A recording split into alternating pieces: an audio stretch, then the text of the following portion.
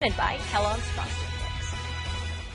Former Sixer Darryl Dawkins, whose backboard-shattering dunks earned him the moniker Chocolate Thunder, helped pave the way for breakaway rims, has died at the age of 58.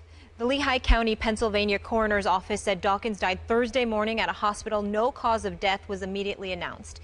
He spent parts of 14 seasons in the NBA with Philadelphia, New Jersey, Utah, and Detroit, and was the first player drafted directly out of high school to the NBA. The NBA family offering their condolences. Magic Johnson tweeting, "Darryl Dawkins, bigger-than-life personality, will be missed by all. He was a good friend, and I will miss him dearly." Carl Anthony Towns writing, "I'm going to miss you so much, Uncle Darryl. There will never be another Chocolate Thunder. Love you so much. Going to miss you so much." Stephen A., how will you remember Darryl Dawkins? It's interesting because even though I'm a native New Yorker and everybody knows I love my Knicks, you know, growing up, I'm sure Skip can relate this, long before Michael Jordan came along, there was a gentleman by the name of Julius Dr. J. Irvin. I remember when Brent Musburger used to call the games, used to call some of the games on CBS and what have you, and we used to look at the Sixers games, and it used to drive me nuts because I was always rooting for the Philadelphia 76ers, and I absolutely positively loved Darryl Dawkins. He was a ferocious dunker, as everybody knows, incredibly athletic, very ferocious. We all know this. But he had one Achilles heel that used to drive me crazy. And I always joked with him in the aftermath of his professional career, because when we saw each other, he was always very, very kind, very loving, as he was to everybody. Everybody knows that if there's a better human being that was associated with the NBA, show me, because I don't know him. He was kind to everybody. He was funny. He was hilarious and what have you. But I used to get on him all the time because I remember so many times, Skip, when I used to watch this guy, and I just used to pray this guy didn't get in foul trouble, because that was his Achilles heel. I think it was like 3 or 4 times that he led the league in fouls. I think 83, 84.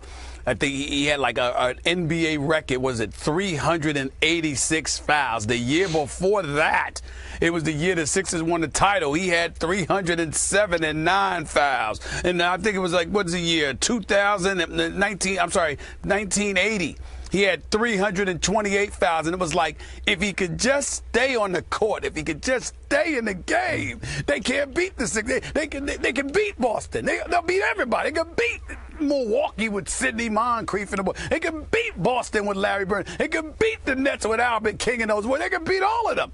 If this dude could just stay on the court, it used to drive me nuts. But he just used to laugh it off. He said, hey, hey, baby, you can't love the physicality and then get mad at the results. And I just used to look, man, I don't know what to say to you. But, like I said, anybody that ran across him, he was incredibly sweet, very, very nice man, very kind to any and all.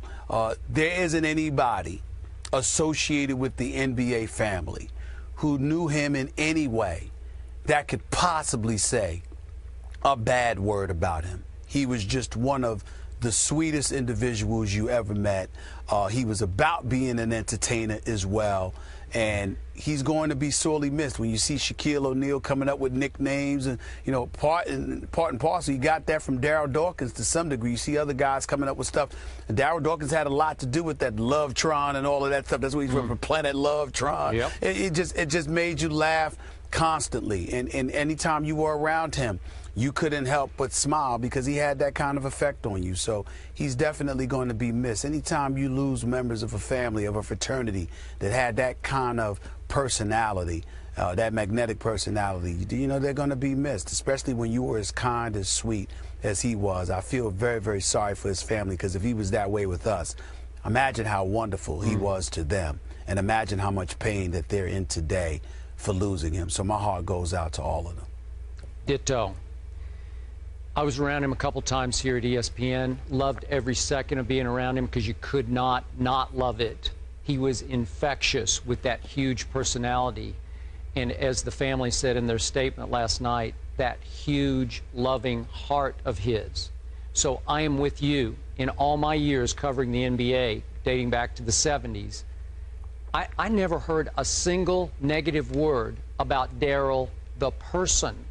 But for perspective, and to put this man in the right perspective, I heard a whole lot of negative words about his lack of production early in his career.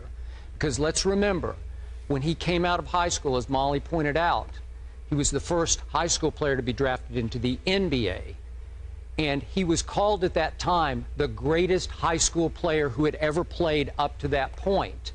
And Stephen A., as you well remember, he could never quite live up to those expectations. He tried, but everybody proclaimed him the next, because he'd played in Philadelphia, Wilt Chamberlain. And you know, and I know, Darryl Dawkins and Wilt Chamberlain had very little in common. Darryl used to say in his first couple of years, I'm not Wilt, I'm not that tall. So he went, they listed him at 6'11". I'm not sure he was even 6'11". He looked more 6'10"-ish to me. Wilt was 7'1", as you remember, Stephen A., even though it's a little before your time, he was a long 7'1". He was a track star at Kansas, was Wilt, and an extraordinary basketball player. We look at the numbers Wilt put up and we say, that's impossible. Could he do that today? Probably not quite that, but he did it then. And Darryl couldn't live up to that. And yet, what I loved the most about him was he never let that drag him or beat him down. And to deflect all that, to work through it, he used humor. He was a gifted entertainer. I got to say, gifted entertainer.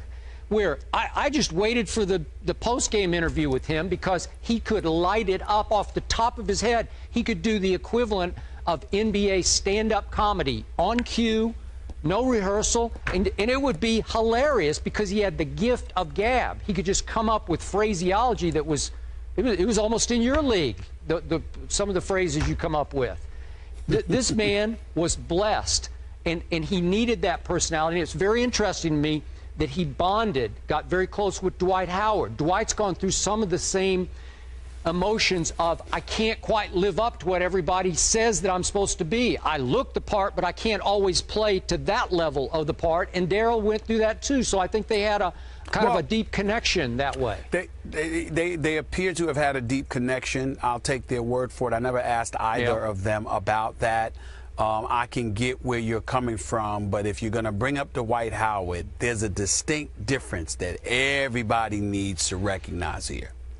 With Dwight Howard, them huge, big shoulders, the kind of phenomenal physical specimen that he is, you would think no one would mess with Dwight Howard. They come at him all the time. They do. And because of that is why he needs to play a little bit angrier, needs to be a bit more ferocious, and get at cats and remind them that he should be mentioned in the same breath as a DeMarcus Cousins when we're talking about the best big men in the game. No one tried to punk Darryl Dawkins. Nobody.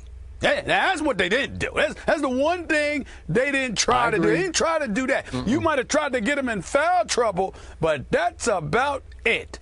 You didn't try to come at that brother in that way. No, not Darryl Dawkins. Okay, but okay, one other though similarity is that Darryl was also criticized occasionally, especially earlier in his career, for not taking basketball seriously enough. Is that not what we hear about Dwight? Cutting up, laughing, goofing around before the game, shooting hook shots and pregame warm-ups, right? Doing impressions, whatever. Come on, Dwight, take the game more seriously. Well, a lot of Sixers fans, or then he went to the Nets, a lot of Nets fans, come on, Darryl, don't give us the stand-up.